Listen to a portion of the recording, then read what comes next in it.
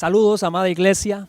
Quisiera recordarle una palabra acerca del profeta Ezequiel, pero que también podría cumplirse en su vida perfectamente. Cuando el profeta Ezequiel experimenta por primera vez una cercanía con la presencia de Dios, cuando él por primera vez conoce o reconoce que Dios está en ese lugar con él, Ezequiel no se encontraba en el lugar para el cual él había sido hecho. Ezequiel no se encontraba en su lugar de origen.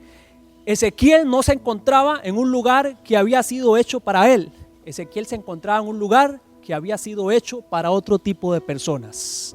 Ezequiel, al fin de cuentas, no estaba en el lugar donde la palabra que había sido puesta sobre su vida iba a llegar a cumplimiento. Ezequiel no terminaba de poder cumplir esa palabra de Dios sobre su vida porque él estaba en un lugar al que no correspondía. Había entonces una palabra pendiente sobre la vida de Moisés, la vida de Ezequiel, Ante que la palabra de Dios venga sobre tu vida, y esto es un principio que se esconde en el primer capítulo de Ezequiel y el segundo capítulo de Ezequiel, antes que el cumplimiento de la palabra de Dios venga sobre tu vida, primero va a venir la mano de Jehová sobre tu vida. Ezequiel capítulo 1. ¿Y qué sucede cuando la mano de Jehová viene sobre tu vida?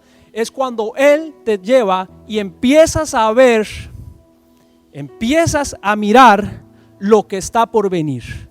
Empiezas a visualizar los planes que Dios tiene para ti y los empiezas a mirar en ese mundo espiritual. Empiezas a diseñar las bendiciones que Él ha dicho que vienen para ti, porque la mano de Jehová empieza a decirte: te empiezo a mostrar esto, te empiezo a traer esto, visualízalo, ponlo en tu mente, ponlo en tu corazón. Y una vez que la mano de Jehová te ha llevado por todo ese diseño, es cuando entonces estás preparado para recibir la palabra del Señor sobre tu vida.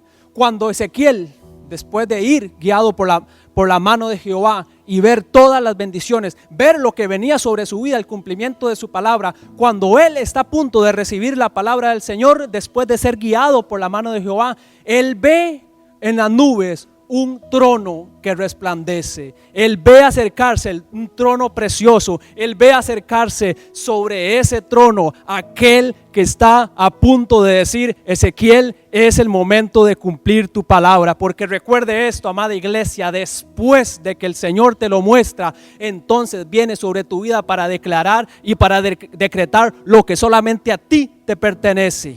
No te puede ser robado, no importa dónde estés. No importa en qué tierra te encuentres, no importa si ese no es tu lugar, la palabra del Señor declarada sobre tu vida se cumplirá, según Ezequiel capítulo 1 y capítulo 2.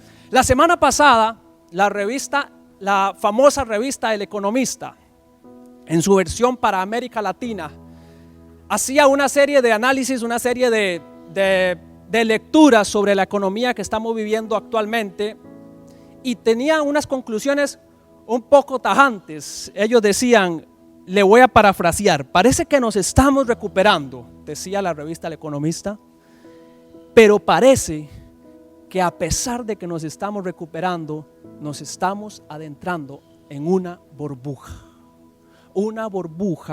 que en algún momento podría reventarse y afectar a todos aquellos que creyeron y que ponían su esperanza sobre esa recuperación de esa economía. Al igual que Ezequiel, quizás hoy usted está en un lugar que no le corresponde. Quizás al igual que Ezequiel, usted está en un lugar transitorio, un lugar donde el Señor ha dicho: te pasaré por ahí en un momento leve antes del cumplimiento de la palabra sobre tu vida. Y quizás en ese lugar, así como esta revista dice que hay una burbuja, el enemigo está diciendo sobre tu vida: esta vez, póngale nombre, David, Luis, Rodolfo, póngale nombre, esta vez no te levantarás. El enemigo está diciendo: esta vez no lo lograrás. Esta vez no saldrás de esa burbuja. Esta vez, porque esto es lo que está pasando alrededor. Pero el enemigo se ha olvidado de una cosa. Porque cuando Ezequiel recibe la palabra de Dios en capítulo 2, versículo 1, le dice: hijo de hombre, y ahí sí póngale su nombre, Rodolfo, Luis, David, póngale su nombre, hijo de hombre, ponte sobre tus pies y hablaré contigo. Y luego que me habló, entró en mí el Espíritu, me afirmó sobre mis pies. No importa, amada iglesia, qué es lo que el enemigo esté diciendo de lo que va a pasar o de lo que está pasando. No importa, amada iglesia, cuál sea el dictamen de la revista más famosa o de los analistas más experimentados. Hay una palabra de uno que viene en un trono sobre las nubes y que está decretando sobre tu vida. No me importa lo que digan otros, no me importa lo que digan los analistas. Hay una palabra sobre ti que dice, aunque se reviente cualquier burbuja, aunque se derrumbe cualquier economía, aunque se derrumbe cualquier sistema, yo estoy declarando sobre ti. Ponte de pie, hijo mío, porque hay una palabra para ti. Recuerda, iglesia, hay alguien en este momento quizás que está a punto de caer arrodillado porque ya no soporta. Yo creo que me puede estar escuchando alguien que está a punto de ceder porque el enemigo ha estado susurrando a su oído, diciéndole, aquí caes arrodillado. Hay alguien en este momento, iglesia, que el enemigo le está diciendo, así como Ezequiel, tú estás en un cautiverio y de esta no saldrás. Pero yo quiero recordarte hoy que si hay una palabra sobre tu vida, la misma palabra dice, el cielo y la tierra pasarán, pero mis palabras no pasarán. Así es que el Señor dice, si yo lo he dicho sobre tu vida se cumplirá mi palabra. No importa cuál cautiverio el enemigo quería traer, hoy se rompe todo tipo de cautiverio porque tú naciste para cumplir esa palabra.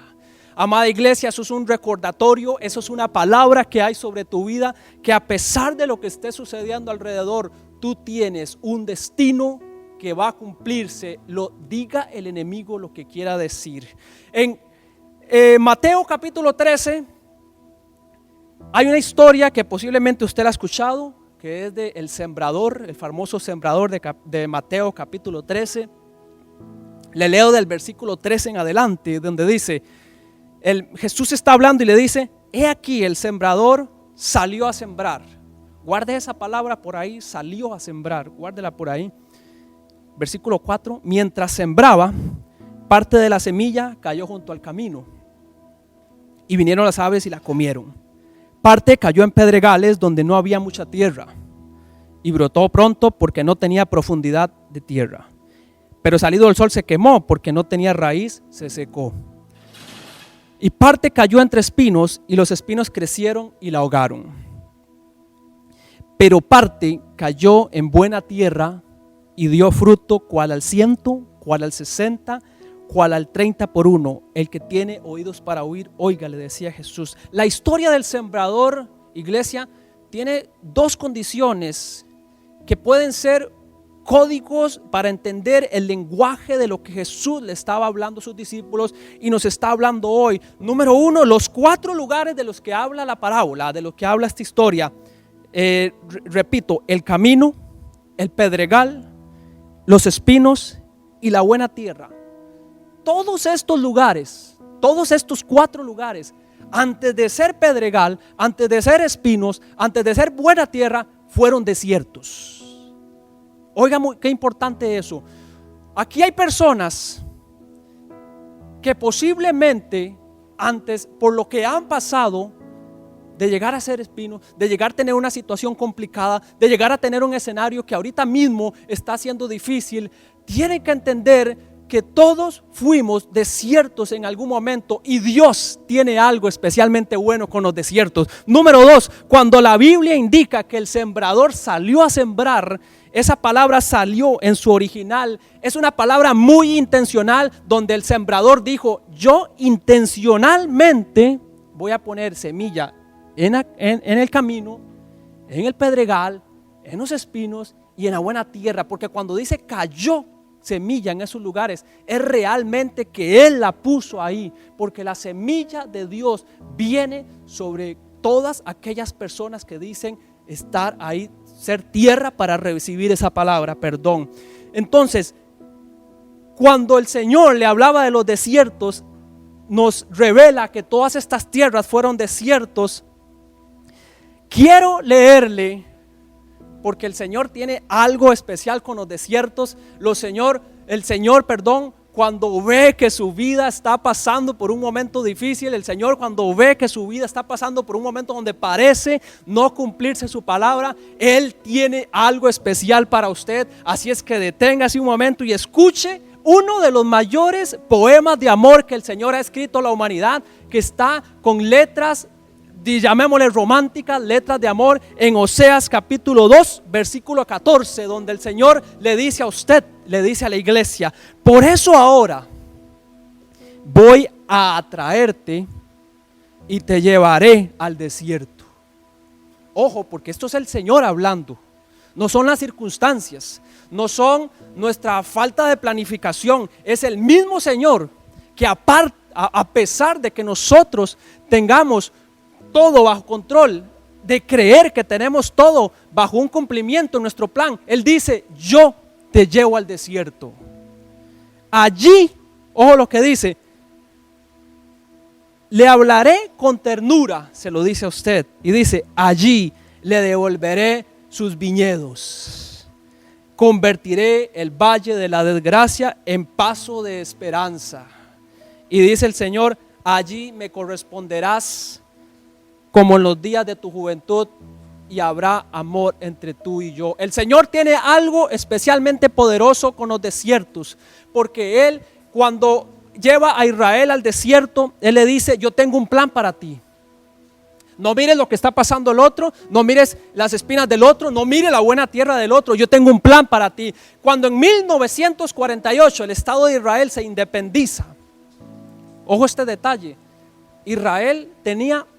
Israel, porque todo lo lleva contabilizado, ¿verdad? Israel tenía 18,000 árboles sembrados, un completo desierto. Israel es la mitad del tamaño, un poco menos que Costa Rica. A día de hoy, Israel tiene más de 2,000 árboles sembrados, un desierto que empezó a germinar árboles y empezó a traer bendición sobre su tierra, porque había una palabra sobre ellos. Porque a pesar de que fueran desiertos, a pesar de que no fuera un país en el trópico, es un país en el que el Señor había dicho: tengo una palabra sobre tu vida, y esa palabra es multiplicación. No importa qué tierra seas, no importa que seas un desierto, no importa lo que estés pasando, si hay una palabra, iglesia, de multiplicación sobre tu vida, no importa el tipo de circunstancia que estés viviendo hoy, Él tiene un plan para tu vida y en poco tiempo lo cumpliré. Apocalipsis capítulo 3 versículo 7 dice: el santo, el verdadero, el que tiene la llave de David, el que abre y ninguno cierra, el que cierra y ninguno abre. Yo quiero recordarle a usted que si el Señor tiene una palabra sobre su vida y el Señor ha dicho: yo abriré puertas delante tuyo, esas puertas se abrirán, no importa el tiempo que estemos pasando ni lo que esté diciendo la gente, porque cuando Él ha declarado puertas abiertas, no hay nadie que puede venir a cerrarlas. No hay un banco que puede venir a decir: te cierro las puertas, porque el Señor ha dicho: yo abro puertas y yo tengo la llave. La llave no está en ninguna mano, sino que está en la mano de Jehová, y esa mano, amada iglesia, es la que está sobre tu vida hoy. Así es que si Él declaró puertas abiertas sobre tu vida, si Él declaró puertas abiertas sobre el desierto más grande, es hora de que creamos, porque las puertas se abrirán y donde no había manantiales de agua empezará a germinar, empezarán los ríos, empezarán los manantiales y su palabra se cumplirá, porque Él es fiel, porque el cielo y la tierra pasarán, mas su palabra no pasará. Gracias por continuar con nosotros en su programa Iglesia en Casa. De verdad que hemos estado pasando un tiempo muy especial, hemos estado disfrutando, hemos estado gozándonos en este tiempo. Yo quiero compartir con ustedes una semilla, quiero compartir con ustedes un pensamiento, porque escuché por ahí una frase que dice: si no te gusta lo que tienes, no cuestiones, revisa tus acciones. ¿Me lo puede repetir, pastor? Con mucho gusto. Si no te gusta lo que tienes, no cuestiones, revisa tus acciones. Y es que me he dado cuenta que normalmente hay temporadas o hay tiempos donde pareciera ser como que nada termina de dar resultado. La familia, la empresa, los negocios, todo tipo de cosas como que entran en una temporada de estancamiento. Y yo quiero que usted me acompañe porque quiero regalarle un principio, quiero sembrar en su vida una directriz de la palabra, algo que nace en el corazón de Dios a través de la palabra. Y le pido que por favor me siga al libro de Mateo capítulo 22 y versículo 17. Mateo 22, 17. Sígame por favor, porque dice así: dinos pues, ¿qué te parece? Le preguntaron a Jesús. Dinos pues, ¿qué te parece? ¿Es lícito dar tributo a César o no? Pero Jesús, conociendo la malicia de ellos, le dijo: ¿por qué me tentáis, hipócritas? Mostradme la moneda del tributo. Y ellos le presentaron un denario, una moneda. Entonces Jesús les dijo: ¿de quién es esta imagen y la inscripción? Y le respondieron: de César. Y les dijo: dad pues a César lo que es de César, y a Dios lo que es de Dios. Oiga, qué interesante, porque en la palabra de Dios, en su palabra, Jesús deja muy claro: dele a César lo que es de César y dele a Dios lo que le pertenece. Quiere decir que quedó explícito, quedó registrado en su palabra que la ofrenda es un asunto que debería o que debe ser parte de nosotros, los hombres y las mujeres, los que hoy se nos ha revelado el principio de la bendición. Por eso le dije al principio: si las cosas no están saliendo como usted espera, si no está contento, si no le gusta lo que tiene, no cuestiones, revisa tus acciones, porque me he dado cuenta que cuando la crisis, la adversidad y alguna serie de pasadas duras vienen a la vida de un ser humano, de un hombre, de un empresario, algo dejó de practicar en el diario vivir. Pague las deudas, pague los empleados, pague la luz, pague el agua, pague todo, pero no te olvides de Dios. Jesús le dijo a estos hombres que, tentándolo, que pensando que Jesús iba a decir algo incorrecto, le dijeron, y Jesús le respondió: dele a César lo que le pertenece a César, pero dele a Dios lo que es de Dios. Sin dejar excluido, sin dejar de lado, sin ignorar, óigame, sin negar que hay algo que le corresponde a Dios, que usted y yo tenemos que darle. Con todas las circunstancias, con todo lo que hoy, los movimientos, a mí me llama mucho la atención que hombres gasten tiempo para debatir versículos que tienen que ver con los diezmos y las ofrendas. Mejor predicaran, mejor los invirtieran en hacer otras cosas. Esa es otra prédica, pero quiero decirle algo, porque me di cuenta que las ofrendas, los diezmos, la generosidad, la honra a Dios desatan en mi vida, y aquí es donde quiero comenzar a enseñarle, para que usted guarde esta palabra, para que usted anote esto, que posiblemente creo que le va a bendecir mucho en su casa, en su vida y en su familia. ¿Por qué yo debo honrar a Dios? Jesús lo dejó aquí muy claro: dele a César lo que le corresponde a César, pero dele a Dios. Viva bien, disfrute, pase, pero no se nos olvide consagrar una parte para Dios. En el libro de Romanos capítulo 11 y verso 16, Romanos 11, 16, oiga qué interesante esta palabra, porque dice de la siguiente forma: Romanos 11, 16 dice: si las primicias son santas, también lo es la masa restante, y si la raíz es santa, también lo serán las ramas. Óigame, ¿por qué yo debo honrar a Dios con las ofrendas y los diezmos? Número uno, porque estas consagran las finanzas. Una ofrenda, la honra, el diezmo, un acto de gratitud desata que yo consagre todas mis finanzas. Le puedo volver a repetir: si las primicias son santas, también lo será la masa restante. Si yo consagro, ¿sabe cómo consagro las finanzas de mi casa, de mi familia? ¿Sabe cómo? Apartando una parte para Dios, apartando para Dios lo que le corresponde a Él. Número uno, anótelo y guárdelo ahí, porque creo que le va a servir mucho. Yo honraré a Dios, porque honrar a Dios con las ofrendas y los diezmos me ayudan a consagrar las finanzas. Número 2, para que lo anote, esto está muy bueno.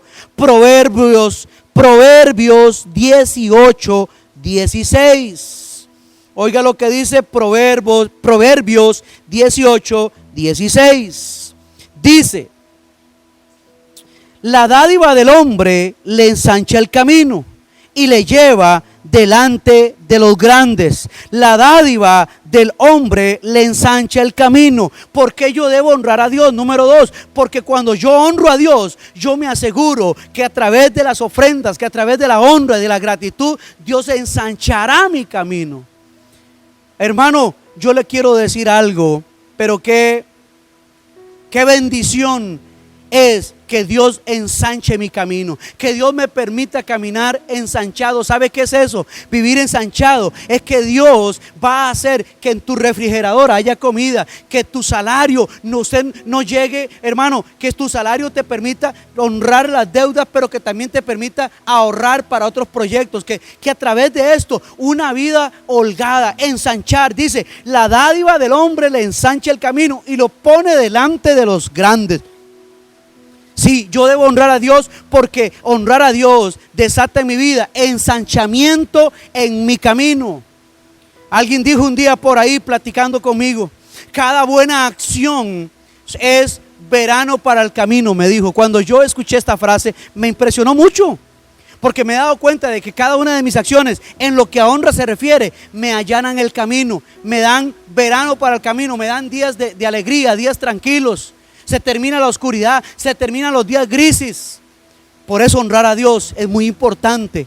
Y número 3, Romanos capítulo 6 y versículo 23. Romanos capítulo 6 y versículo 23. Oiga lo que dice: porque la paga del pecado es muerte, mas la dádiva de Dios es vida eterna en Cristo Jesús. Porque la paga del pecado es muerte, hay una sentencia, más la dádiva, más el regalo, más lo que Dios da es vida eterna. Preste atención, porque con este tercero está poderoso. ¿Por qué yo debo honrar a Dios? Porque a través de las ofrendas, óigame, la ofrenda produce o destruye el poder o los planes del enemigo sobre mi casa. El enemigo había planeado muerte y destrucción, pero con una ofrenda Dios entregó a su Hijo para que a través de esta ofrenda se anulase el poder de la muerte, transformarse. Oiga qué lindo, una ofrenda anula, una ofrenda destruye los planes del diablo. Una ofrenda cambia los destinos que el enemigo haya escrito en contra de tu casa, de tu familia, de nuestra generación.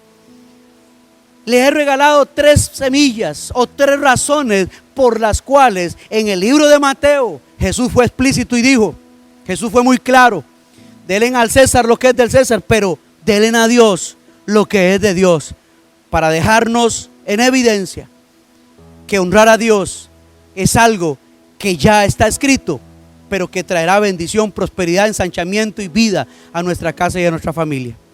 En los siguientes minutos yo le voy a invitar para que usted prepare una ofrenda, prepare su honra, prepare lo que usted ha guardado, prepare la manera de expresarle a Dios una manera de adorar.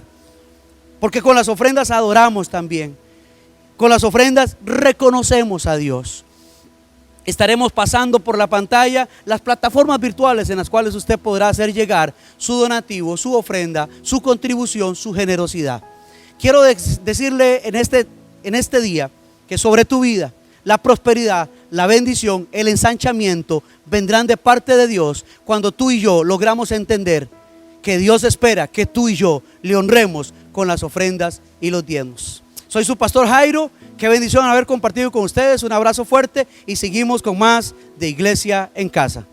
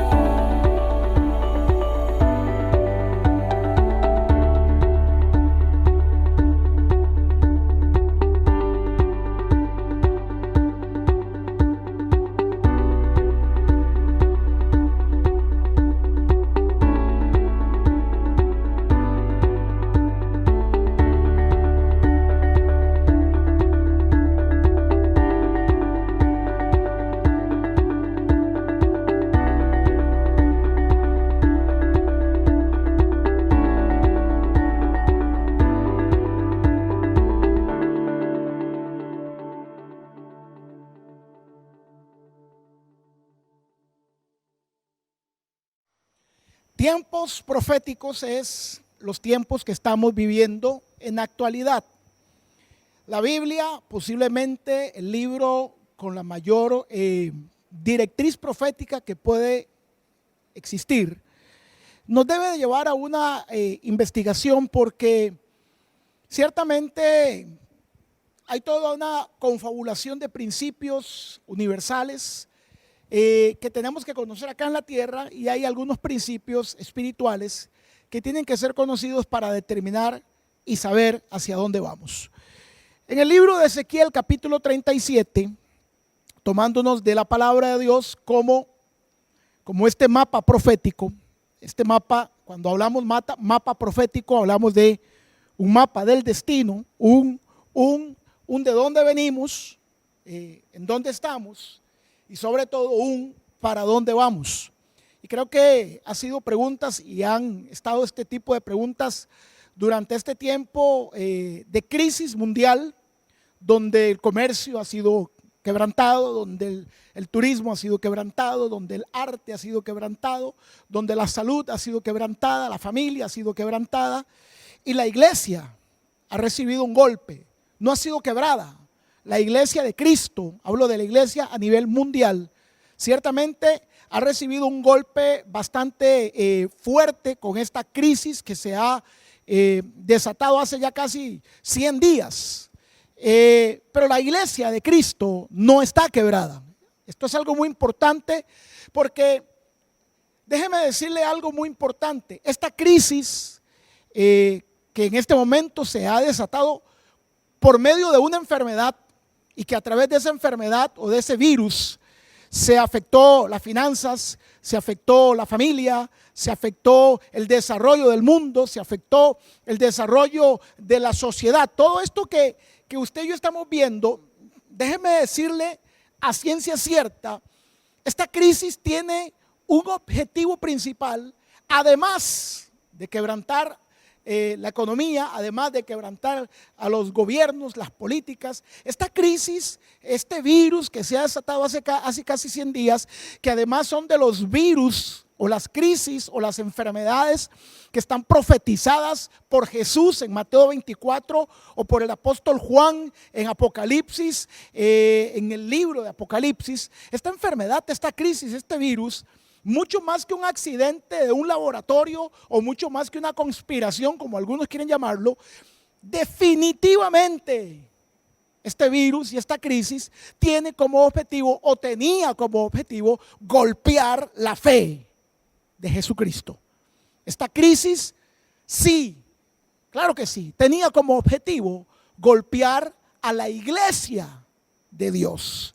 Y la iglesia cristiana a nivel mundial, hablo a nivel mundial, Europa, Asia, Oriente, América, la iglesia de Europa sí ha sido golpeada y está siendo golpeada. Algunos detractores de la fe se frotan las manos, algunos están aprovechándose, algunos gobiernos mundiales se están aprovechando de esta crisis para manipular a la población con impuestos, con medidas, con regulaciones. Algunos gobiernos de centroizquierda y izquierdistas, sobre todo algunos gobiernos amantes de los principios babilónicos, egipcios, griegos, se están aprovechando para golpear a la iglesia.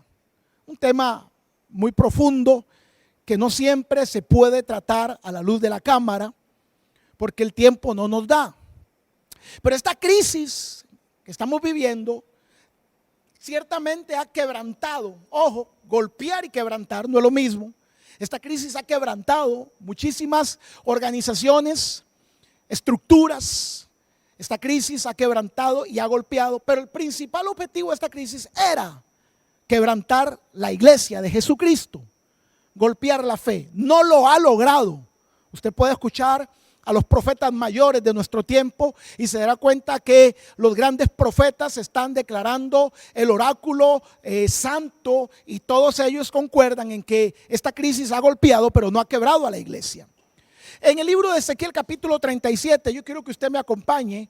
Voy a leer desde el verso 1 hasta posiblemente el verso 14. Y aunque usted dice, ya sé lo que va a predicar de los huesos secos, tiene que escuchar lo que le voy a decir, porque lo que le voy a decir le va a montar una pieza que usted necesita saber. Usted que está vivo, usted que tiene todavía 20, 30, 40, 50 años más por estar en esta tierra, usted tiene que saber lo que ha pasado, lo que está pasando y lo que ha de venir. Ezequiel capítulo 37, verso 1 dice así: la mano de Jehová vino sobre mí, dijo Ezequiel, y me llevó en el espíritu de Jehová y me puso en medio de un valle que estaba lleno de huesos. Y me hizo pasar cerca de ellos por todo en derredor. Y he aquí eran muchísimos sobre la faz del campo, y por cierto, secos en gran manera. Y me dijo aquella voz: hijo de hombre, ¿vivirán estos huesos? Y yo, al ver la condición de los huesos, le dije: no lo sé, Señor, solo tú lo sabes. Entonces aquella voz vino por segunda vez y me dijo: hijo de hombre, profetiza sobre estos huesos y dile: huesos secos, escuchen palabra de Jehová. Así ha dicho Jehová el Señor a estos huesos: he aquí, atención al verso 5, vino palabra del Señor. Verso 4, hijo de hombre, profetiza a estos huesos y dile a los huesos la palabra de Jehová. Mantenga la escritura en la pantalla y escúcheme. Lo único que puede restaurar, restituir, regenerar, levantar y volver a empoderar es la palabra de Dios. Por eso el enemigo ha querido quebrantar la palabra, ha querido cerrar los templos, ha querido cerrar la boca de los hombres y mujeres que predican la palabra, porque está escrito que lo único que puede regenerar un valle de huesos quebrantados, una familia quebrantada, un negocio quebrantado, una vida quebrantada, una nación quebrantada, está escrito en Ezequiel 37, 4 y 5. Dile al Hijo del Hombre, dile a los portadores del mensaje, dile a las portadoras del mensaje que hablen la palabra, porque lo único que te puede levantar y sostener en tiempo de crisis es la palabra. No son las estrategias, no son las empresas, no son los negocios. Lo único que puede sostener tu casa y la mía en tiempo de dificultad es la palabra de Dios. Y él se lo dice al mismo profeta y dile: la única esperanza, profeta Ezequiel, que tiene este valle de huesos secos de volverse a regenerar es mi palabra. Y le dice el Señor: profetízales, háblales mi palabra. He aquí yo hago entrar espíritu en ustedes y pondré tendones sobre vosotros y haré subir sobre vosotros carne y los cubriré de piel y pondré en vosotros espíritu y viviréis. Y sabrá el mundo, verso 6, los huesos secos volverán a vivir. Y sabrá el mundo que estos huesos secos volverán a vivir, porque yo soy Jehová. Y las cosas no se caen porque tú las persigas. Las cosas no se terminan porque tú las odies. Las cosas no se caen porque el diablo no quiere. Porque lo que se persiga, lo que se cae o lo que se quiebre, volverá a tener vida cuando Jehová diga que Él vuelve a dar vida a lo que vuelve a dar vida. Y estos huesos, le dice el Señor al profeta Ezequiel, estos huesos volverán a vivir.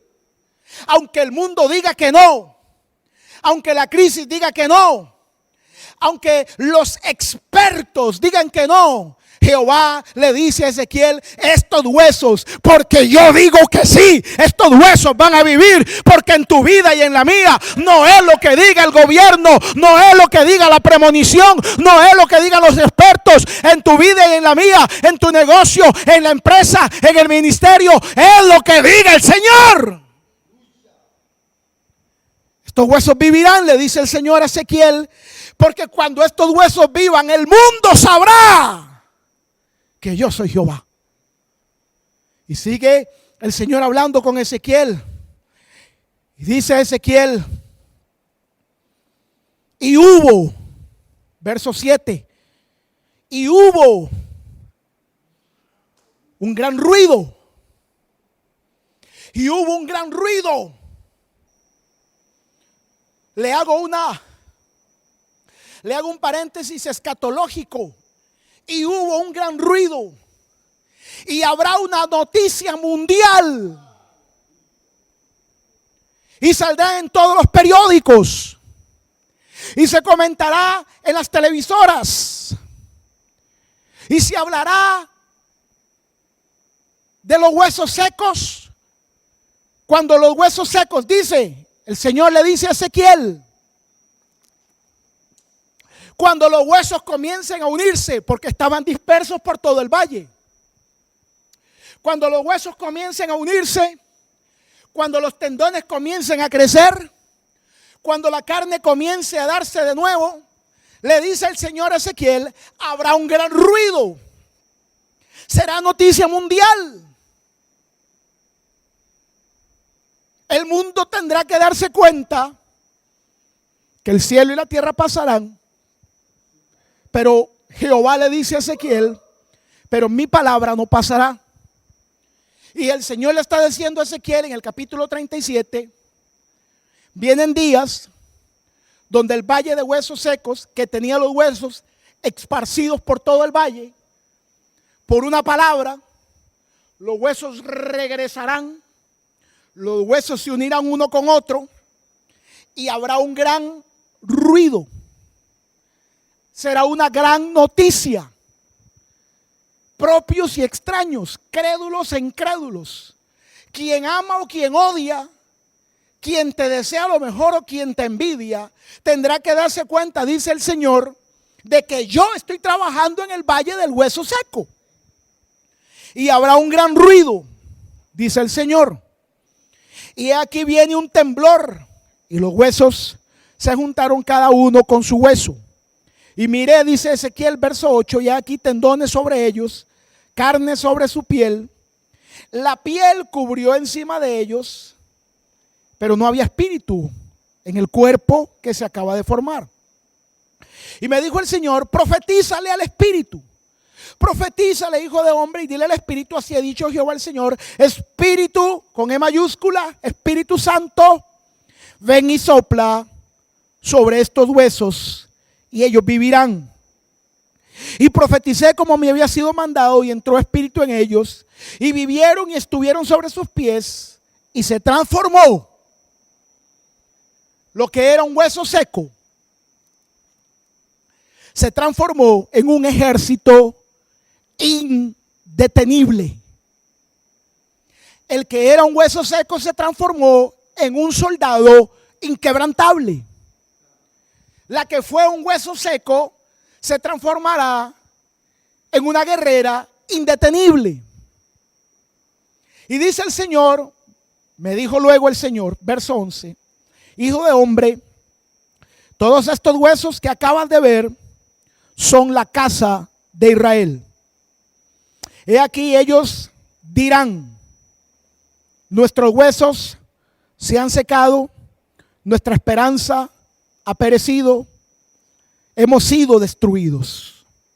El Señor le dice a Ezequiel en el verso 11, vienen días donde la casa de Israel, la nación de Israel, dirá, nuestra esperanza ha perecido, nuestros huesos se secaron, hemos sido destruidos. Por tanto, le dice el Señor, profetiza y diles, así ha dicho Jehová el Señor, he aquí, yo abro vuestros sepulcros. Dios no tiene ningún problema donde hayan enterrado. Dios no tiene ningún problema donde el diablo haya enterrado tus sueños. Dios no tiene ningún problema donde tus enemigos hayan enterrado tu imagen o hayan enterrado lo que Dios te ha dado. Cuando Él está listo para cumplir una palabra, a Él no le importa si el hueso está seco, a Él no le importa si el hueso está podrido, a Él no le importa si el hueso está enterrado, a Él no le importa si el sueño está en el sepulcro, a Él no le importa si el matrimonio está enterrado, a Él no le importa si la empresa, el negocio, el proyecto, a Él no le importa, porque el día que Dios diga, a partir de hoy comienzo, el mundo, el infierno, los enemigos y la vida podrían decir no, pero nadie ni nada puede detener la palabra, porque cuando la palabra dice Sí, el mundo, aunque el mundo se levante y aunque tus enemigos se levanten, cuando Él dice sí es el sí en el cielo, es un sí en la tierra y es un sí en el infierno. Y el Señor le dice a Ezequiel: ve y dile al pueblo que de los sepulcros los voy a sacar. Pueblo mío, los haré subir de vuestros sepulcros y los volveré a traer a la tierra de Israel. El Señor está profetizando. No he terminado de leer, me quedan 2 versos. La profecía del valle de huesos secos no es una profecía para la iglesia cristiana. Es una profecía para el pueblo de Israel. Porque el pueblo de Israel sería el reloj de Dios. Ahora bien, porque el Señor le está diciendo a Ezequiel: habrá un día, habrá una temporada donde los que hoy viven en Israel no quedará nadie aquí. Eso es como que yo me pare hoy día y diga: vienen días donde Costa Rica vivirá una crisis tan grande, una persecución tan fuerte o una invasión tan devastadora, que solamente quedará viviendo en Costa Rica un 10% de la población. Es lo mismo que se está profetizando en Ezequiel 37. Es como que yo diga: vienen días donde en Costa Rica no habitarán 5 millones de personas. Vienen días donde en Costa Rica lo que quedará es entre 300 y 500 mil ticos. ¿Qué diría la gente si yo saco esa profecía? Está loco. Está loco. ¿Por qué nos iríamos? ¿Por qué dejaría mi casa? ¿Por qué dejaría mi nación? Está loco. Este profeta está loco. Este hombre está loco. Ezequiel le dice: tengo una profecía para Israel. Ezequiel miró. Lo que pasa es que lo que se está escribiendo en el libro de Ezequiel 37 no puede maximizarse a lo que el profeta miró, porque el profeta lo que estaba mirando era toda una devastación en el territorio judío. Ahora bien, ¿por qué le estoy comentando o por qué estoy introduciéndome con estos versos? Si de repente usted me acaba de escuchar decir: si esos versos no son para la iglesia cristiana y yo soy cristiano, ¿qué me interesa en esa historia de los huesos secos? Mucho. Porque Dios tiene, el Padre, el Creador, tiene un proyecto con la tierra. Dios tiene un propósito con el mundo. Dios tiene un propósito con el ser humano. Y el propósito de Dios será establecido por medio de 2 instituciones. Todo lo que Dios hará en la raza humana, todo lo que Dios ha hecho en la raza humana, todo lo que Dios hizo con los hombres, y vuelvo de atrás para adelante, todo lo que Dios ha hecho, todo lo que Dios hace y todo lo que Dios hará en la historia de la humanidad, literalmente será moldeado por 2 manos. Son 2 manos. Dios, el artífice. Pero hay 2 manos que Dios está usando, que ha utilizado y que utilizará para darle forma al plan que Él quiere, como Él quiere, cuando Él quiere. La primera mano se llama Israel. La segunda mano se llama la iglesia.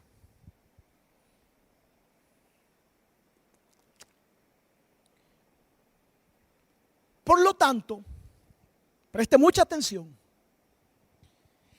Primero fue Israel y en el libro de Hechos nace la iglesia. ¿Quién es primero? Israel. El plan de Dios, ¿con quién inició? Con Israel. Y luego, caminado Israel, al plan de Dios se le sumó la iglesia. Pero entonces la palabra de Dios nos explica que como Israel es primero, las profecías de Israel son el reloj para saber lo que inmediatamente le sucederá a la iglesia. Por eso, para entender la siguiente temporada de la iglesia, hay que entender la última temporada de Israel. Voy de nuevo. Para poder comprender el siguiente capítulo de la iglesia, tenemos que comprender el último capítulo de Israel. Termina el Señor hablando con Ezequiel en el verso 14, capítulo 37, y le dice: el mundo sabrá que yo soy Jehová. ¿Cuándo lo sabrá? Cuando yo abra los sepulcros de Israel y cuando yo saque a mi pueblo de la sepultura. Y hay un último versículo que dice: y pondré mi espíritu en ellos y vivirán. Y los haré reposar nuevamente en su tierra. Y cuando eso suceda, cuando los devuelva a su tierra, el mundo sabrá, aunque no se den cuenta, que yo Jehová cumplo mi palabra. Ahora escúcheme bien. La iglesia o los cristianos tenemos que leer las señales proféticas. Porque la señal profética que el Padre quiere que leamos es la siguiente. Si Israel es la primera mano y la iglesia es la segunda, quiere decir que lo que se cumple con Israel se cumplirá con la iglesia. Entonces lo que Dios le está diciendo al mundo en Ezequiel 37 es: pongan atención, que lo que sucede a Israel es la antesala de lo que sucederá a la iglesia. Pongan atención, le dice el Señor a la iglesia y al mundo. Israel dará el primer golpe y el segundo golpe lo da la iglesia. E Israel se vuelve entonces el indicador de la siguiente movida de Dios. El valle de los huesos secos es la nación de Israel, el pueblo de Israel. Ellos viven cómodos, tranquilos, seguros. Ezequiel dice, vienen días donde esta nación será quebrantada. Vienen días donde no habrá templo. Vienen días donde las casas serán quemadas. Vienen días donde los que habitamos acá, los que estemos vivos, tendremos que huir. Ezequiel da esta profecía en el año 500 antes de Cristo. Viene Cristo. 500 años después de que Ezequiel dio la profecía. E Israel estaba en el apogeo de su crecimiento como nación. Lo que Ezequiel habla quedó escrito, pero no se cumple. 500 años después, lejos de Israel estar quebrantada, lejos de estar en crisis, lejos de estar expatriados, Israel crece. Israel acaba de hacer una alianza con Roma. Herodes y el César les construyen un nuevo templo. Los gobiernos de Israel junto con el gobierno de Roma hacen una alianza bilateral y uno comienza a ser protegido por el otro. Hay trabajo, hay abundancia, hay recursos. Lejos de querer, en otras palabras, para que lo entendamos a nuestro contexto, Israel se transforma en los Estados Unidos de América Latina de los años 80 y 90. No el de ahora, el de los 80 y 90. Israel se transforma en lo que para nosotros fue ese Estados Unidos, una nación en crecimiento, una nación de comercio, una nación donde el que llegaba, trabajaba, se enriquecía y prosperaba. Entonces, lejos de que Israel estuviese cumpliendo la palabra que Ezequiel habla, Israel se está transformando, al contrario, en una nación pudiente. Atención a esto. Más que quererse ir la gente que está en Israel, la gente de los pueblos aledaños, más bien vienen para Israel. Ahora escúcheme bien. Pero en el año 70 después de Cristo, sucede un evento que ya lo hablé en uno de los programas anteriores. Israel y Roma tienen un conflicto armado y Roma envía legiones de soldados a quebrar a Israel. Año 70 después de Cristo. Y comienza, atención a esto, hay gente que dijo, esta crisis que vivimos se va a ir en 2 meses, ya llevamos 100 días. Hay gente que en Israel en el año 70 decían, tranquilos, tranquilos, esto va a pasar. Roma destruyó el templo de Herodes, Roma destruyó las sinagogas, Roma golpeó con fuerza a Israel y la redujo.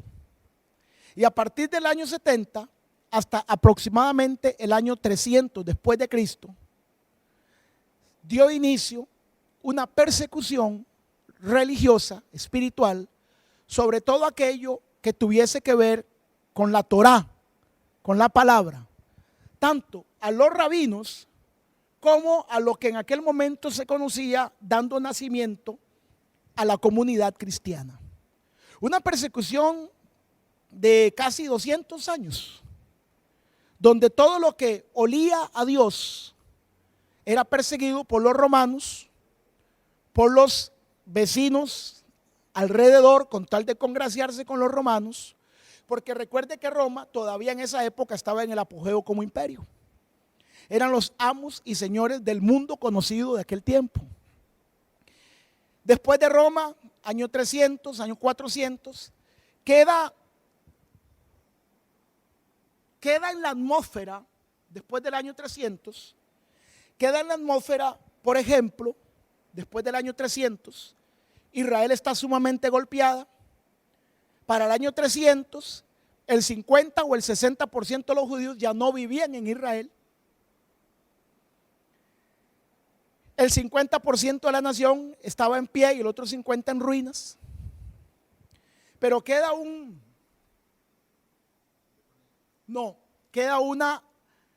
una noticia en el aire, queda un comentario en el aire.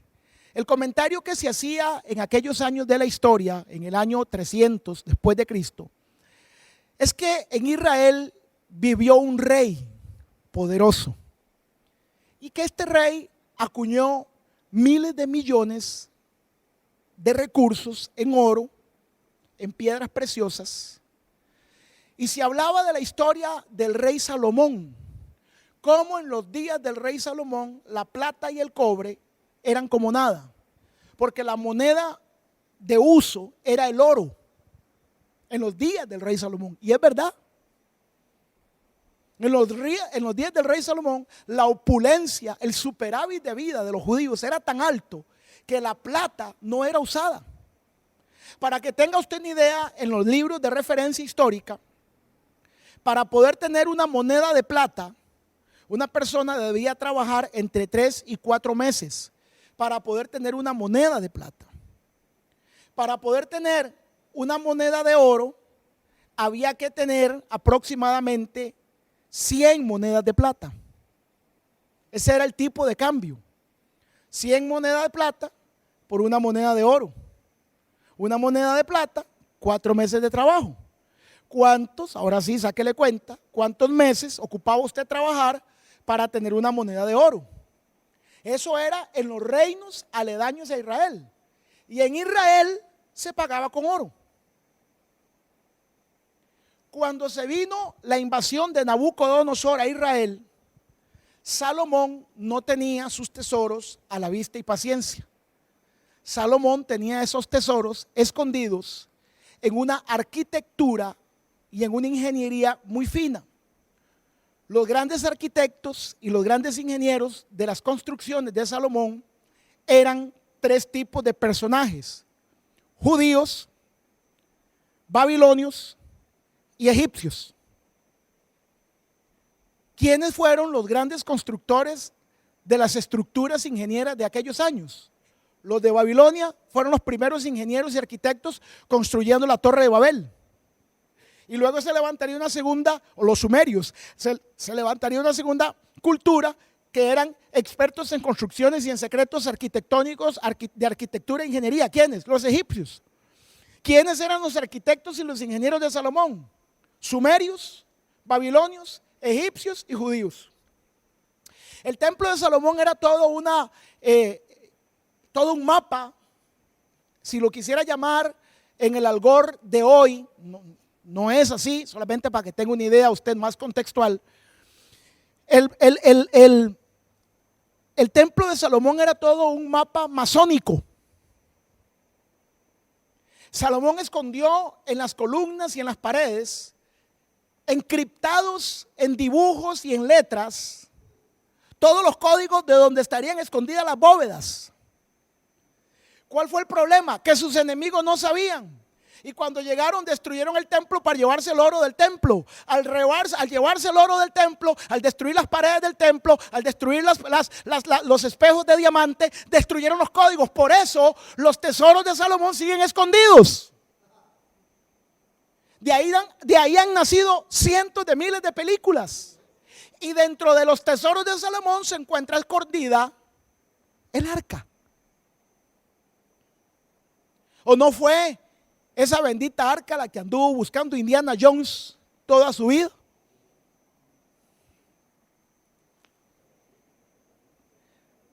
La doctrina del Dorado, la ciudad de oro, que supuestamente está allá en Perú, eso nace de la mitología de Salomón. Entonces, en el año 300 se sabe que Salomón tiene bóvedas con oro y piedras preciosas de valor incalculable.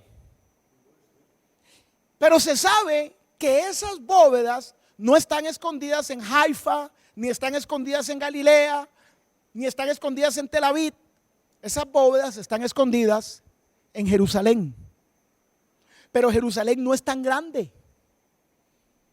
Si mal no recuerdo, Israel, la nación entera, es aproximadamente del mismo tamaño o más pequeña que Costa Rica.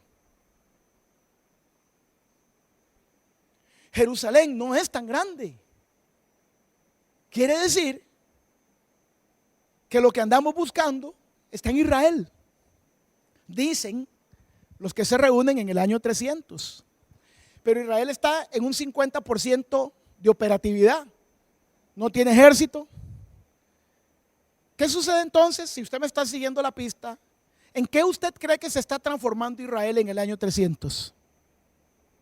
Israel se está transformando en el punto de ataque que cada imperio que se levante va a querer invadir. Y entonces, después de los romanos, vienen los otomanos, vienen los árabes, vienen entonces allá en la Edad Media, Inglaterra, se inventa Inglaterra, España y Roma, se inventan que ellos van a proteger a los peregrinos que iban a buscar espiritualidad a Israel, y se inventan los famosos caballeros del templo, también conocidos como los templarios. Fábulas, tretas, como ha sido siempre. La religión lo que hace es crear mentiras para buscar su propio beneficio. Era mentira que los caballeros del templo, que estaban algunos ingleses aliados a la corona inglesa, estaba totalmente aliada al trono de Roma. Por ahí España se estaba haciendo también de las suyas. España era de la religión popular, Inglaterra también. Y ellos se inventaron la treta de que hay que proteger a los peregrinos y que tenemos que levantar una orden de protectores a los que le llamaremos los caballeros del templo, los templarios. Esos caballeros del templo no eran nada más y nada menos que ingenieros, arquitectos, asesinos y saqueadores que irían a Israel a seguir escarbando la tierra de los tesoros de Salomón. Pero conforme el hombre más escarba, Israel más se destruye. Y vivir en Israel se vuelve cada día más insoportable. Se está cumpliendo la profecía de Ezequiel 37. Cruzadas, Edad Media. Y cuando comienza el siglo XX, donde muchos dicen, ya no se encontraron los tesoros, ya pasaron las expediciones, a Israel la han ordeñado, le han sacado, le han quitado, la han destruido.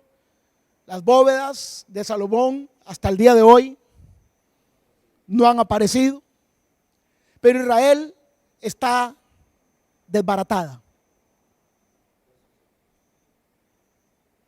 No hay dónde vivir, es una nación pobre. El 60 o 70% de los judíos ya no están. Israel llegó a quedar solamente con un 10% de habitantes. Eso equivaldría en aquel momento a unos 200, 300 y a lo mucho 400,000 personas. Totalmente abandonada. Cuando comienza el siglo XX y parece ser que Israel va a tener su tiempo de construirse, se levanta un hombre. Y este hombre, que es de origen judío, igual que su papá, el padre de este hombre tenía sangre judía. Era primo de Abraham, de Isaac y de Jacob. El padre de este hombre se llamaba Amalek. Y este hombre que trae sangre judía, el cual se llama Adolfo Hitler, dice: los judíos son la causa por la cual el mundo no podrá enriquecer, porque ellos tienen un don y un arte, y mientras haya un judío en esta tierra, todos los demás viviremos debajo de su zapato. Vendió la doctrina de la aniquilación. No debe de haber un judío vivo, porque él, que viene de las raíces, sabe que Jehová les dio una palabra. Y él piensa, como piensan muchos enemigos, que alguien puede destruir lo que Dios dijo que él iba a bendecir. Tú no puedes destruir lo que Dios dijo que es bendito. Tú no puedes borrar de la historia lo que Dios ha bendecido. No lo puede maldecir el hombre. Pero Hitler piensa, y Hitler se levanta, y Hitler acuña, y Hitler mete una idea o reactiva una idea, y todo judío debe morir. Es entonces donde entre 1933 y 1945 se levanta la historia del holocausto judío. 6 millones de judíos son asesinados. Escúcheme bien, los que me están siguiendo. 6 millones de judíos. Hitler y su estructura los comienzan a cazar. Se burlan de ellos. En sus uniformes les ponen una estrella, porque la estrella significa esperanza. Y Hitler les pone una esperanza en el corazón, burlándose de ellos.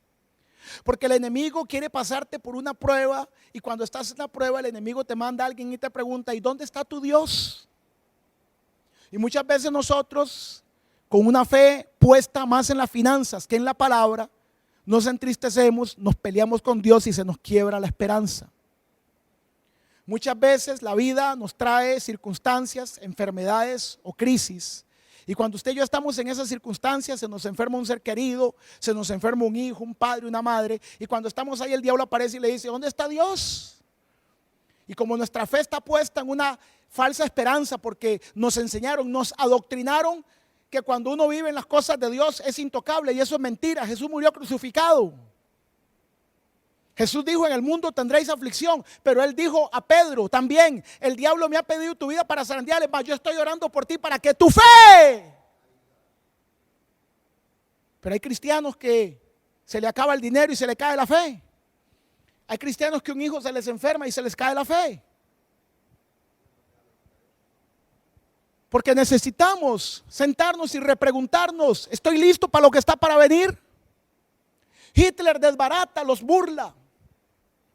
Hitler los lleva a los campos de concentración, los lleva a ver a los muertos. Hitler está entrando en la cabeza del pueblo judío porque la palabra aniquilar no es lo mismo que asesinar. El asesino solamente se para al frente y te dispara. El que te aniquila te tortura. ¿Y cuál es la diferencia entre asesinar y torturar? Que el que te tortura al final quiere dejarte vivo, torturado, para que nunca más vuelvas a pensar como Dios quiere que pienses. Lo que Hitler quería hacer era despersonalizar por completo al pueblo judío, sacarle la palabra de la cabeza. Que ellos entendieran que ellos no eran cabeza, que eran cola. Que ellos no eran hombres, que eran animales. Y hay fotos que están pasando en este momento, en este estudio bíblico, donde usted está viendo las atrocidades que Hitler hizo con el pueblo judío. ¿Y sabe por qué las hacía? Porque las estaba desbaratando, los estaba despersonalizando. Ahora, habrá una de las tantas fotos que usted va a ver, donde hay fotografías, porque al final, escúcheme, una vez que Hitler los había torturado, el que aguantaba salía vivo y loco. Y el que no aguantaba moría. Pero ¿sabe qué hacía Hitler con los muertos? Los calcinaba, los quemaba. Y literalmente en las fosas comunes donde los quemaba y en los hornos, los huesos del pueblo judío fueron reducidos a polvo. 2400 años después, el Valle de los Huesos Secos se cumplía. Es entonces, entre 1940, es entonces, entre 1933, 35, 40, porque el holocausto dura hasta el año 45. ¿Sabe qué hicieron todos los judíos del mundo? Huyeron, se escondieron, unos en Europa, otros en Asia, otros en Nueva Zelanda, otros en China. Otros se fueron para España, para Italia, otros para América. Se escondieron. Se cambiaron los apellidos. Ya los judíos no quieren que nadie sepa que son judíos, porque se volvieron el blanco de ataque. La mayoría de judíos que se vinieron para América se pusieron apellidos como, escúcheme, los apellidos de los latinoamericanos en general son españoles, en general, porque están los argentinos, que tienen una gran influencia francesa, italiana, alemana, pero en general América Latina fue colonizada por los españoles. La mayoría de los apellidos de los latinoamericanos son de origen español, y los apellidos en España tenían que estar registrados con una marca. Por eso son los escudos de la familia, los Sánchez, los Solís. Pero como los judíos se vinieron a América y no podían usar apellidos registrados porque les pediría la marca, entonces se cambiaron los apellidos por nombres de animales. La mayoría de apellidos judíos, la mayoría de apellidos latinoamericanos con nombre de animal son de origen judío. Y en 1945, señores, Israel como nación literalmente no existe. Está expatriada. Solo un 10% habita en Israel, destruida, hecha un gran desierto. Una nación que se detuvo en el tiempo. El pueblo escondido y huyendo. Nadie quiere dar la cara porque el que da la cara será destruido. Y en 1948 se escucha un estruendo. Que dijo Jehová en Ezequiel 37, pero cuando el valle esté seco, cuando los huesos estén dispersos, cuando el cuerpo esté destruido, se escuchará un estruendo, porque yo, Jehová, comienzo a juntar los huesos de nuevo. Y en 1948 le dije que era el estruendo, una noticia mundial.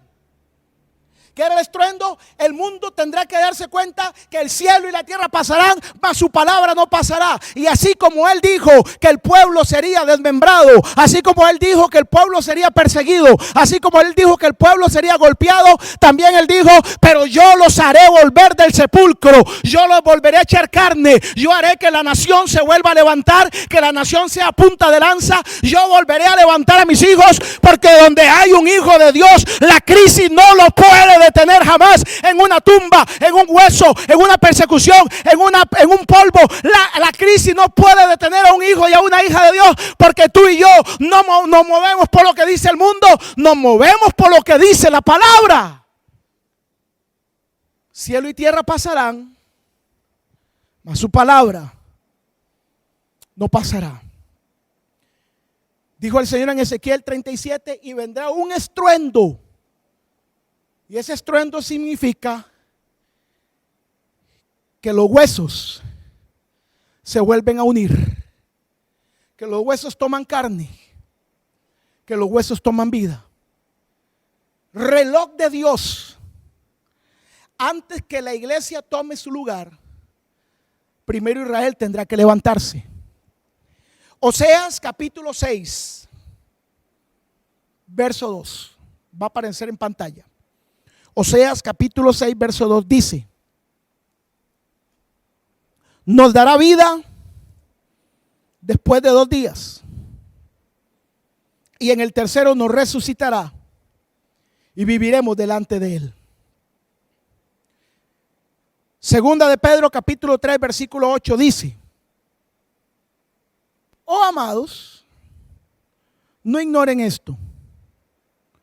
Para Dios, un día son 1000 años, y 1000 años es un día. El Señor no retarda lo que habló. Según algunos dicen, Dios se olvidó de ustedes. Señor no retarda lo que habló. Lo que pasa es que Él tiene un tiempo para actuar.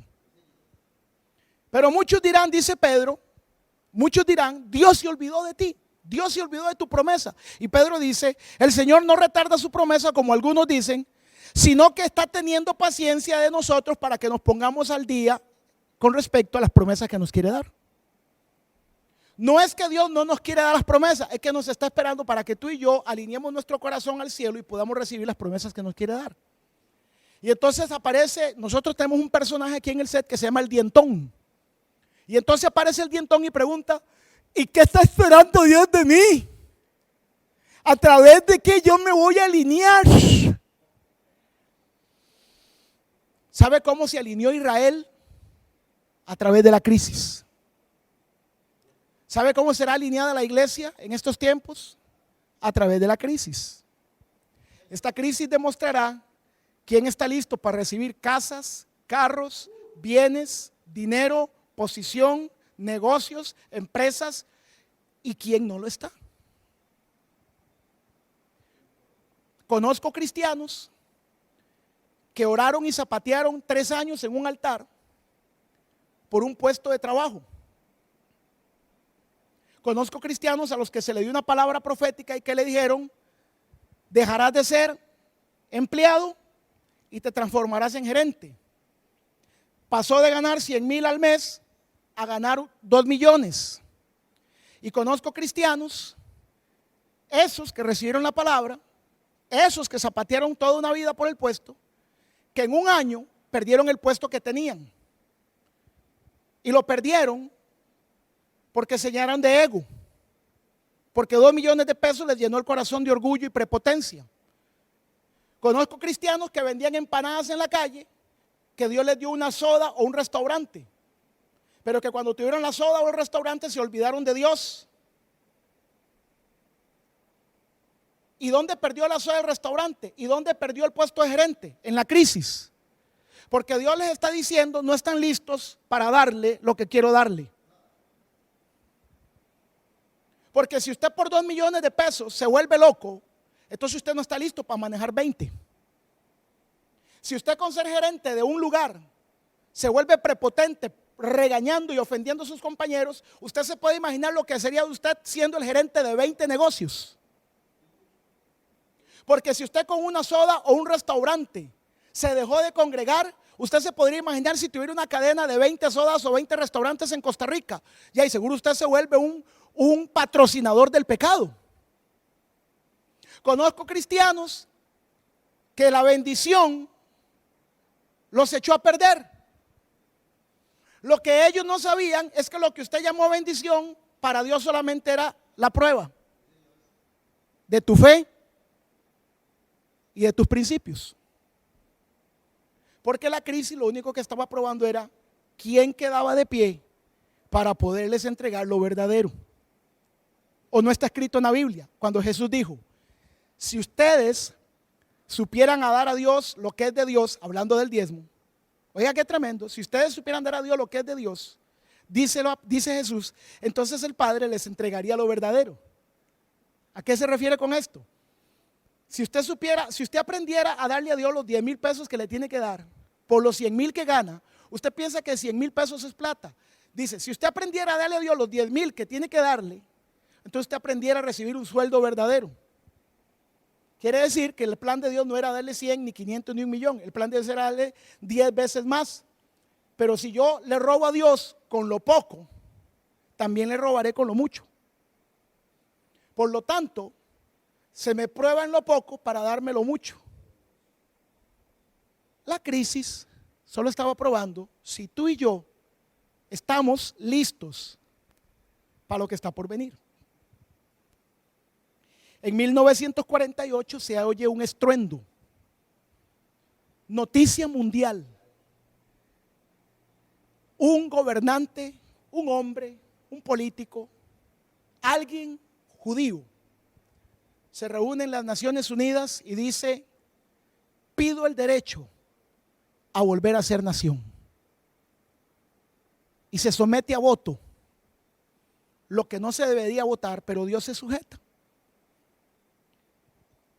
Y la ONU termina inclinándose por votos. Hoy, 72 años después, me voy a adelantar algo. Todas las naciones que votaron a favor de Israel han prosperado. Y todas las que han votado en contra de Israel están en algún tipo de conflicto nacional.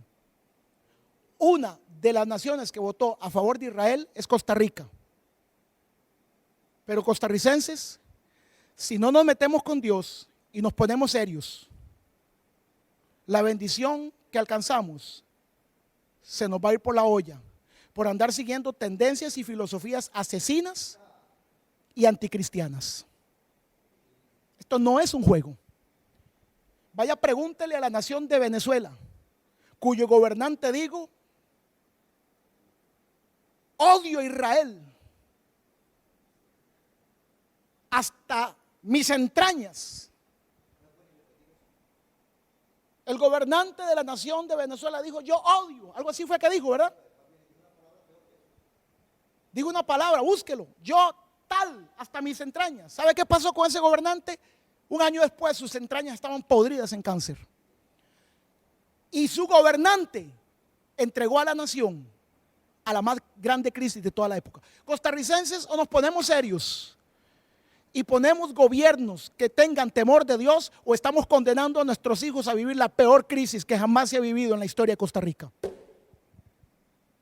No podemos seguir siendo negligentes y haciéndonos los rusos ni los majes con leyes que se están aprobando hoy y con el tipo de gobierno que se está viviendo hoy en Costa Rica. Tenemos que tomar cartas en el asunto. Y no le estoy hablando a los evangélicos, le estoy hablando a todo aquel que diga que es cristiano, sea católico o sea evangélico. Tenemos que ponernos serios porque podríamos perder la bendición y transformarla en los años más crudos de nuestra vida. Y se escuchó un estruendo y Pedro dijo, entiendan esto, un día son 1000 años y 1000 años son un día. Oseas dijo, oiga lo que Oseas profetizó, en el segundo día nos dará vida, en el tercero nos resucitará. ¿Qué dijo Oseas? En el segundo día y en el tercero. ¿Qué dice Pedro? Un día son y 1000 años. O sea, dice ¿cuántos días? 2 días. De Ezequiel 37 a 1948 hay 2200 años. ¿Cuántos días dijo Oseas? ¿Cuántos días? ¿Cuántos años son 2 días? ¿Cuánto pasó de Ezequiel 37? Cielo y tierra pasarán. Cielo y tierra pasarán, pero su palabra no pasará. Cuando Dios dice, empezó el tiempo, nadie lo puede detener. Después de 2 días nos va a levantar. 1948 se cumple el segundo día. Y en 1948 las Naciones Unidas dicen, Israel puede volver a ser una nación. Noticia mundial. Un estruendo, una bulla. ¿Y sabe qué empezó a hacer el valle de huesos secos? Los huesos, ¿sabe qué empezó a pasar con los huesos? Comenzaron a venirse. Los huesos comenzaron a cimentarse. Ahora escúchenme los números. Desde 1948 hasta el 2020 han pasado 72 años. Éxodo capítulo 18, capítulo 19 en hebreo dice, 72 nombres tiene Dios. La esencia divina está compuesta por 72 nombres y 72 años han pasado desde el 48 hasta el 2020, dando a entender que se cerró un ciclo con Israel. Por 72 años, escúcheme bien, a ver si se cumple la profecía de Ezequiel 37. Los huesos se unen, echan tendón, echan carne, echan piel y toman forma de hombre. ¿Qué está hablando ahí? Restauración, restitución, empoderamiento. Vuelve a tomar Israel protagonismo a nivel mundial. Vuelven los hijos de la palabra a direccionar la historia de la humanidad. Porque el cielo y la tierra pasarán. Dios tiene un plan con 2 manos. La primera mano es Israel. La segunda mano es, primero sucederá en Israel. Inmediatamente sucederá en el año 2020 se termina el último capítulo de Israel, porque esto va capítulo de Israel, capítulo de la iglesia. Termina capítulo de la iglesia, empieza capítulo y el capítulo de Israel se termina en el 2020.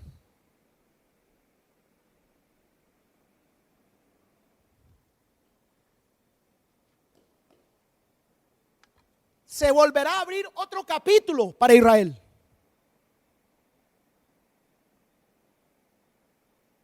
Pero el que tenían, el capítulo que se abrió en el año 48, se tiene que cerrar en el 2020.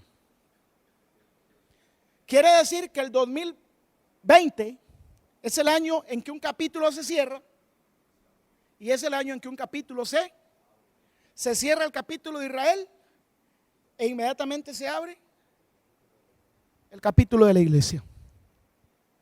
Y en 72 años Israel abandonada, usted va a ver fotos en la pantalla, va a ver a Israel de los años 30, va a ver Israel de los años 20, va a ver Israel de los años 1000, va a ver Israel del año 44, va a ver Israel del año 48, usted va a ver todas esas fotos aquí en la iglesia de hoy.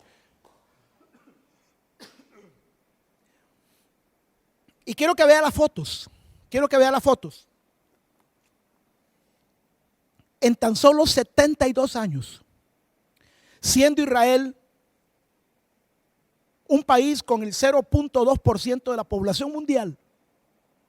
Los judíos son el 0.2% de la población mundial. En 72 años, 11 judíos han ganado el premio Nobel.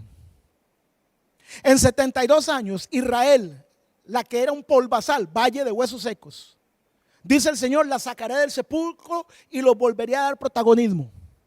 Eso es la palabra de Ezequiel. Si la cumplió con Ezequiel, es Israel y la iglesia. ¿A quién viene?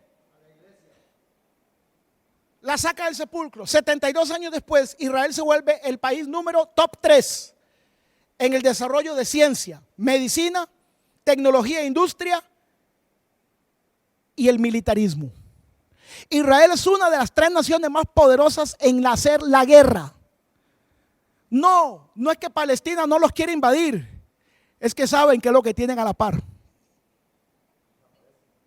En 72 años. Estados Unidos tiene 200 y pico de años creando un ejército. Israel lo levantó en 72 o menos. Israel inventó un sistema de riego que hizo producir al desierto todo tipo de verduras, de flores, de legumbres, todo lo que Israel come e exporta, frutas de, escúcheme, todo lo que Israel produce, lo produce en Israel en el desierto. Pero estaba escrito: el desierto florecerá. Ellos inventaron un sistema de riego en el desierto. Ocupan el primer lugar en tecnología solar. En Israel no hay agua. Y ellos dijeron: ¿cómo van a hacer para tener tecnología solar? Para tener energía. La energía que se mueve en Israel es a través de la tecnología solar. Tienen tanta energía eléctrica que se la comparten a los árabes. En 72 años. Primer lugar en crear del sol electricidad. Los judíos. Tienen su propia estación espacial allá en el cielo. Rusia y Estados Unidos han durado años para poner una estación espacial. Los judíos la montaron en 5 años.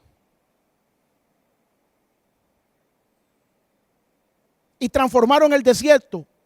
Tel Aviv, va a aparecer una foto de Tel Aviv, es la ciudad número 1 en avances tecnológicos y ciencia. Pero si usted ve una foto de hace 72 años, va a ver lo que era Tel Aviv y va a ver lo que era ahora. ¿Y por qué sucede esto, pastor? Porque hay una palabra. Ahora escúcheme bien. A ver si usted se acuerda o ha escuchado hablar alguno de estos nombres. Albert Einstein, el que descubrió el poder del átomo y el que estudió los misterios del tiempo, judío. Sigmund Freud, el padre del psicoanálisis. Todo el mundo tiene que ver con él en la universidad. Judío. Robert Oppenheimer inventó la vacuna contra la polio. Judío. Carlos Marx, filósofo, economista, periodista, intelectual, militante comunista, revolucionó las ciencias sociales para siempre. Judío. Frida Kahlo, la que todos pensaron que era mexicana. Judía. Steven Spielberg, uno de los más grandes productores, con películas como E.T., Jurassic Park, judío. Oliver Stone, reconocido como el más grande guionista de toda la historia del cine de Hollywood, judío. Harrison Ford, no por nada andaba buscando el arca perdida, judío. Billy Joel, revolucionó el rock pop en los 80 y 90. Usted y yo las hemos cantado. Piano Man, judío. Calvin Klein, judío. Levi Strauss. Levi Strauss inventó un pantalón, un blue jean, al que él llamó indestructible. Lo pateaban, lo jalaban los caballos, lo tiraban al fuego. Y Levi dijo: este pantalón es indestructible. Hasta el día de hoy, los Levi's son indestructibles. Levi's es la pronunciación en inglés de Levi Strauss. Levi Strauss es el inventor de Levi's 501 y en adelante. Judío.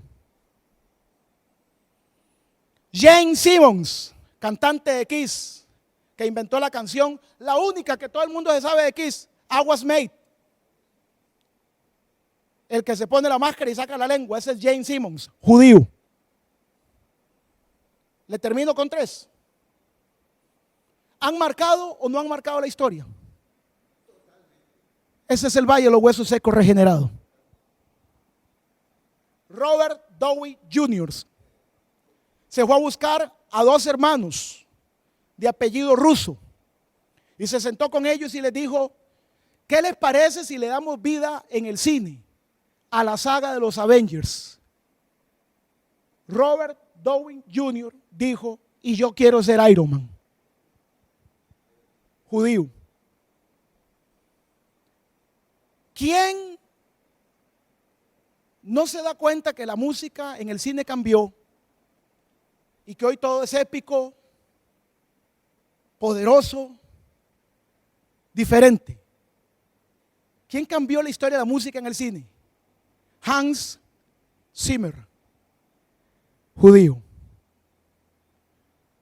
¿Quién cambió la historia de la religión en el mundo? Otro judío, Jesús de Nazaret.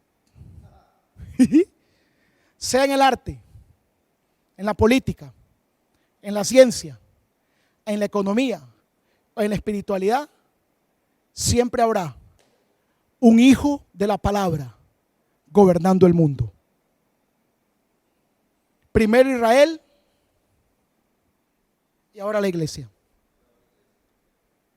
Cuando se escribe Hechos capítulo 2, que llegó el Espíritu Santo, era el año número 33 de Cristo. 33. La iglesia entra en un vaivén, quebrantamientos, persecución, alumbramientos. Y en los últimos años la iglesia entra en los tiempos más difíciles. La gente del mundo está diciendo, al igual que dijo de Israel, de esta no se levantan. ¿Qué decían de Israel en el año 45? Ahora sí, no se levantan. 72 años después, son la cabeza del cuerpo. Primero Israel, dijo Oseas, ¿nos dará vida después de qué? 2 días. Cada día son 1000 años. Quiere decir que en el año 2000 tendrá que venir un despertar de la iglesia cristiana. Porque la iglesia está medida por Jesús y el Espíritu Santo. Israel por la Torá. El Espíritu Santo vino en el año 33 de Cristo.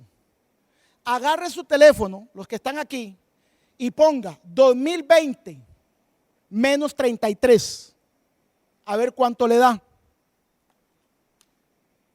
¿Qué les dio? 1987 años. Los puse a buscar para que participaran, no para que me movieran la jupa. 1900. Y dice, o sea, nos dará vida. 2 días son. ¿Cuánto llevamos? ¿Cuánto falta? Jesús murió a los cuantos. La iglesia nace cuando Jesús muere. ¿Cierto? Hello. ¿Cuándo nace la iglesia? En el año 33 del levantamiento de Israel, Israel se baja y la iglesia sube. ¿Cuál es el año 33 de la iglesia? 2020. Israel reformó el mundo en 72 años. Los próximos 33 años es el tiempo de la iglesia. Empezando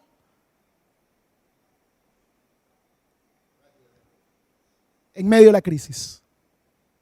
¿Tú pensabas que estaba acabada? Esta historia apenas está comenzando. Por eso Jesús dice, Mateo 24:6, oiréis de guerras y rumores de guerras, mirad que nadie os turbe, porque es necesario que todo esto acontezca, pero aún no es el fin. Porque se levantará nación contra nación y reino contra reino, y habrá pestes, virus y hambres, terremotos en diferentes lugares del mundo. Y todo esto será solamente principio de dolores. No hay parto si no hay dolor. 2020 es el año del alumbramiento. Muchos tropezarán entonces. ¿Por qué muchos tropezarán? Porque se les quebró la fe, porque su fe estaba puesta en un negocio, su fe estaba puesta en el dinero, su fe estaba puesta en los recursos, su fe estaba puesta en una vida Teletubby, donde usted pensaba que todo era color de rosa y que en la vida no pasaba nada, y hoy que la gripe, que la enfermedad tocó su casa, su fe se cayó. Muchos tropezarán entonces y se entregarán unos a otros. Ya hay gente entregando a pastores porque están haciendo cultos. Se entregarán unos a otros y unos a otros se aborrecerán. Y muchos falsos profetas se levantarán y engañarán a muchos. Y por haberse multiplicado la maldad, el amor del hombre se enfriará. Mas el que persevere hasta el fin, ojo, verso 13, a este se le entregará el reino. ¿Qué dice Jesús? Mas el que aguante la crisis, a ese se le entregará lo que Jesús le dijo a Pedro: casas, carros, bienes, promesas, poder, negocios y empoderamiento. Y será predicado. ¿Para qué se le entregarán carros, casas, dinero? ¿Para que anden en yate rascándose la espalda? No. El dinero que se te va a entregar. Por eso Dios necesitaba procesar a la raza de cristianos que iban a quedar vivos.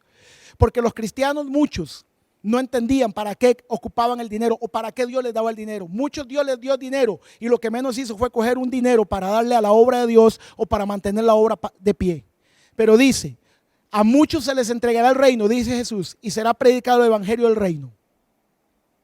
El dinero que te pondrán en tu mano, los recursos que pondrán en tu mano, si en tu corazón, usted a mí, a Víctor Palomo, me puede ver de frente y decir, no, sí, pastor, yo la platica que quiero es para dársela a Dios. Usted a mí me puede engañar, a Dios no.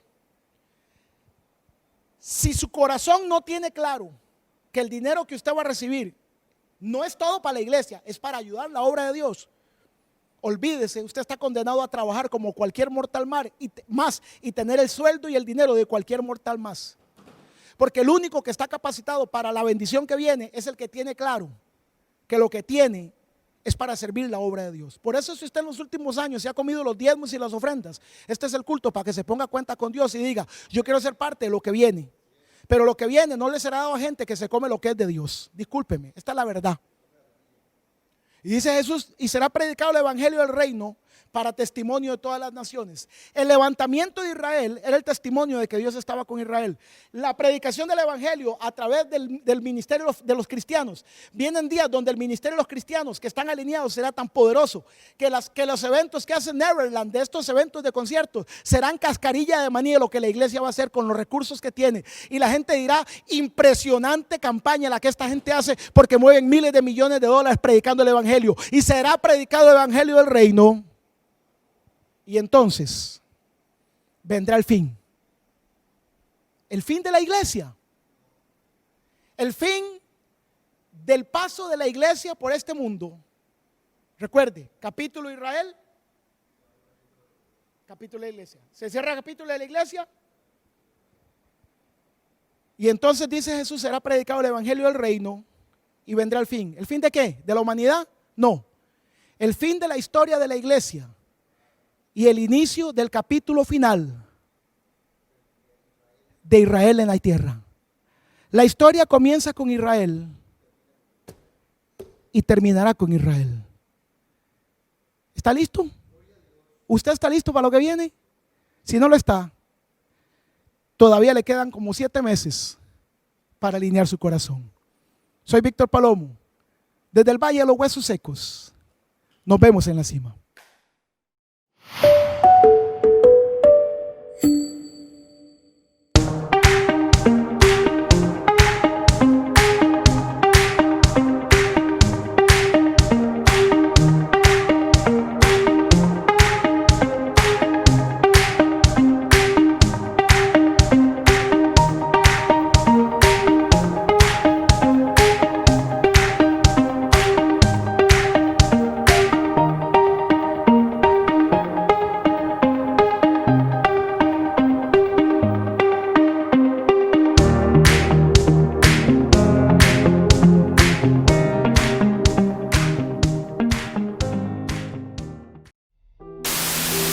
No importa en qué tiempo le estoy llegando, yo le estoy llegando con el aviso de una nueva temporada. Escúcheme bien, siempre que Dios va a traer una nueva temporada, Él te va a cruzar delante de un profeta, porque los profetas son el reloj de Dios para cambiar y alterar los tiempos y traer nuevas temporadas. De nuevo, siempre que Dios va a cambiar una temporada, siempre que